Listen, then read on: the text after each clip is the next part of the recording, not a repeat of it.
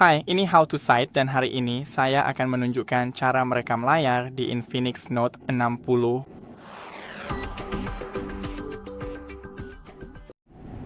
Jadi pertama, geser dari atas dan di sini Anda akan menemukan opsi perekam layar.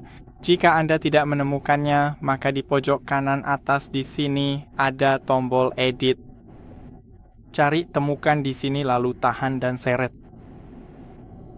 Setelah itu, cukup tekan opsi ini, lalu pilih misalnya untuk merekam suara perangkat, merekam suara mikrofon, dan menampilkan efek ketukan.